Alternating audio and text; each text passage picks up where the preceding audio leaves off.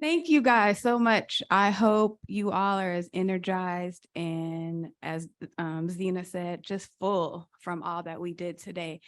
I hope you couldn't help but be inspired, but I think what Beverly mentioned that's most important is that you are inspired to act. You're now feeling empowered to have this conversation, to get the paperwork, to fill out your advance directives, identify that power of attorney, identify your healthcare proxy. We talk a lot about advanced directives, but what we have found is that healthcare proxy, that's really the person who is there to advocate for you. So it may not be your oldest child, it may not be your spouse. You really have to put some thought in who's going to be that person there who's going to fight for you and know what you want during that time of crisis. So I will quickly just go through some of the resources that Compassion and Choices has. In the chat, there was a question about if these are available in other languages, and we do have these also available in Spanish on our website. Again, we want to impact all communities, and there's overlap, there's intersect, all of those things within the Hispanic and Latino community as well. So we want to make sure we're supporting everyone as we continue this work. If we could pull up, this is our end of life decisions guide. So I will quickly say our website. We've said it a couple of times throughout the day. It's compassion and choices.org.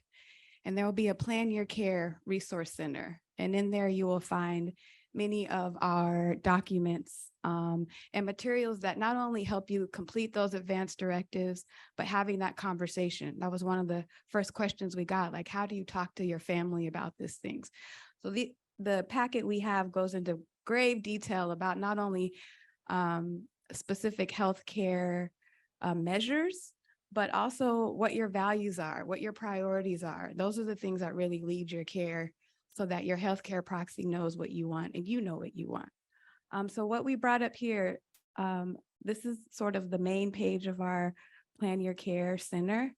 You can download your state-specific advanced directives, and as Sean Perry mentioned, for free. They're available at our website.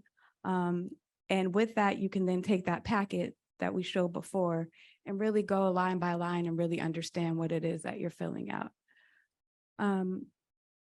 This is an example of our values worksheet. It's a part of that packet we showed earlier. And within this, you probably can't see it, but there are different values. Perhaps if you want to be in pain or having autonomy over or abilities to do certain things. And it allows you to rank them on a scale from 4 to 0, 4 being very important, 0 being none. So say you're a healthcare proxy or you have to make a decision on a particular treatment option, you'll be able to look here and say, well, that's going to cause a lot of pain. And pain is very important to this person. So we should probably not do this one because of the impact on that. So again, they're addendum that help guide your care. I'll show another.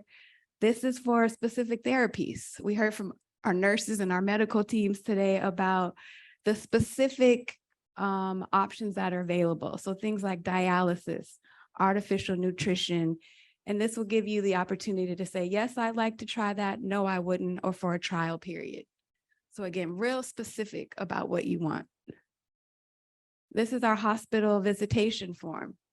This is really important, particularly in our LGBTQ plus communities, when oftentimes untraditional families where you may have to put down in particular what you want because, again, legalities. And so you might want to put down who you don't want visiting you at the hospital. That might be something that's important to you as well. So again, these are just things to help guide your care. When my father passed away, that would have been helpful for us because he was remarried and that family didn't agree with what our family wanted. And we had fighting literally in his hospital room. So had we have been able to even hash out some of this, like you all come in the morning, we'll come in the afternoon. We all loved him, but we don't get along, right? So those are just some practical tools that we can use to help this better for our family. We just got to be real, right? Dementia has come up several times today. Compassion and Choices has really started dedicating a lot of focus on dementia because it's something that impacts everyone and particularly our community. And so we really want to change that. People are making these decisions and writing down their healthcare needs before dementia hits in and they are no longer able to make those decisions. So it's advanced care planning even before you even know you might face dementia or not. Because once you have, it might be too late for you to then say what your wishes are. So it's changing that narrative, starting early before a time of crisis. So here's our sort of screenshot of where you can find all of our resources. We've got a doctor-to-doctor consultation line, and that's for the clinical world. If you're a physician, if you're a nurse, if you're a doctor, and you would like to speak to someone within your field about end-of-life issues, that's available through our 800 number and through our website, as well as I mentioned our materials in Spanish. So please do visit our website. There are tons and tons of materials there that really will help you start having this conversation in a way that'll be productive for you and your family when it's time to use it. So again, we thank you all for joining us today. We're going to invite Kim up and Dr. Jeff again, just to close this out and really give us our call to action, which we've already talked about, is have the conversation, do your paperwork, and then it's not a one-time thing. Continue to do it, continue updating it as your conditions change or your family changes. It is literally the most loving thing you can do for the people in your life. So thank you all again for your support and lots more to come. Coming up, Kim and Dr. Jeff. Thank you.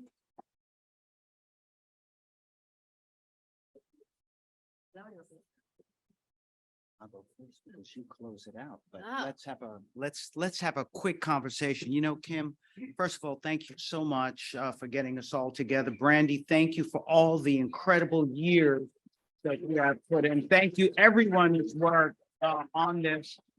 Thank you all for being here. Thank you at home for being part of this. I think in some ways, the reverends will agree that we are kind of preaching to the choir if you're part of this. But Kim, one of the things that really struck me is we have to break that cycle of not being prepared. I know in our communities, in my community, quite often in the Haitian community where, you know, I'm from Haiti, that we often aren't prepared for the end of life. And the way that we break the cycle is for those of us who are at home, those of us who are here, those who we talk to, is by doing the advance directive, by doing the family planning, by doing all of the things that not only make us feel better for when we do transition, when we do die, making sure everything is in place, but we also take care of our families and don't leave them in crisis. But there's one other thing it does, and that is it breaks that cycle. It breaks that cycle of being unprepared. I know, and you know, if you talk the talk, you got to walk the walk. And Kim knows when we've had dinner and discussed this, I've put everything in place for when my time comes. And it's now culture in my family. It's culture in my family to talk about death, to laugh about, you know, what may come in the future with regard to death. It's a culture in my family to make sure, and you better believe, you know, we've talked about our children, better believe my kids are going to do the same thing for their children because it is part of the culture. So we need to break that cycle and now begin implementing these things throughout our families. I'm going to step away because this is you. I thank you all so very much. Thank you.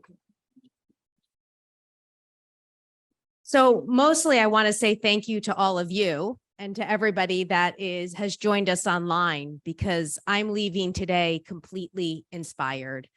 I think you are an incredibly powerful group of people. And what I have seen in this movement time and time again is the power of individual people when you come together to make a difference. And Brandi talked about the importance of action, and we all together have the possibility now to really create a different kind of legacy within the African-American community and to break the cycle. And that's what today is all about. So I'm going to lift up 3 So many powerful things were said throughout the course of the day. And so I could be here for another hour and you all would fall asleep. So I'm just going to lift up 3 things that were said today to close us out. The first was from Bishop Vashante, where she said, planning precisely is a lot of love and compassion that you can leave behind. So it's planning, but planning precisely. And that's really important. The preciseness of it is something that we want to keep in mind. The second thing I'm going to lift up came from Missy Moore. And I'm summarizing what she said, but understanding is a precursor to action. Understanding is a precursor to action. So if we want people to take action on this information, we have to help make sure that we're giving information in plain language that they understand. And the great news is that we all know how to do that. And so we all have a lot of power in changing the communities that we live in. And the final one, Dr. Grayman said from the audience at the end that I just think is so important. And she talked about integrating change within the community, creating systemic change. And that's something we talk a lot about at Compassion and Choices, because we are each one person and we can go out and we can create change in the community around us. But if we can look at how to integrate the change in a systemic way so that it doesn't require us to keep on doing that, that change lasts beyond our lifetime. And that's ultimately what we want to do. So look at your world around you. Look at places where you have impact. And what was amazing here is there's a lot of people in this room with a lot of impact. What was your thing? The 24-hour, day. There's a lot of people that clearly don't sleep when you look at the bios that are here. So that means you have a lot of communities and a lot of impact. So think about what's the change that I could create that's going to be lasting within that community. And if we can integrate it, if we could make it a part of regular Compassion Sunday that just happens, and it doesn't happen because we're there, it happens just because that's what happens at this time on Sunday. Or we can, figure out how to all of a sudden have, financial planning a part of another Sunday. Anything that we can do. And I went to the church piece because it was the last one, but there's so much more than that. The school community or the out in the audience, like wherever we have influence within our communities, if we can create that systemic change, it will last beyond our lifetime. And that's the kind of legacy that ultimately we can create that will make this work carry on both beyond our lifetimes, but impact far more people. So with that, I want to close you all out. I unfortunately am not going to be able to stay for the reception, but hopefully I'll see some of you later. It has been such a joy. Before I close out, though, I want to do a huge thank you to the African American Leadership Council for your work. To my board member, Joelle, who, serves on our national board, and I want to make sure that she gets acknowledged for that. To Dr. Jeff, who just joined our national DEI committee at the organization. So want to be sure he gets recognized for that. And then I just want to lift up the staff. We all know the incredible, amazing Brandi Alexander, Dr. Hall, who has planned and organized this whole day. And then you had Zena, who you heard from earlier, who facilitated. But then in the back, you have Allie and Osha and Wendy, and you haven't seen as much, but they are the engine that's making this all happen. Did I miss anyone? Okay, so with that, thank you all so much. You're incredible. Thank you, Kim, our fearless leader. We're so grateful you're here today.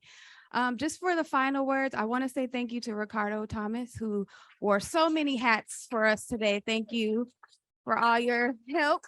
And then just lastly, we are a national nonprofit and we cannot do this work without the help of everyone who supports us. So this is my shameless ask now at the end of this program. If you enjoyed today, if you learned anything today, if you got something out of this full day, we hope that you will translate that into a donation. We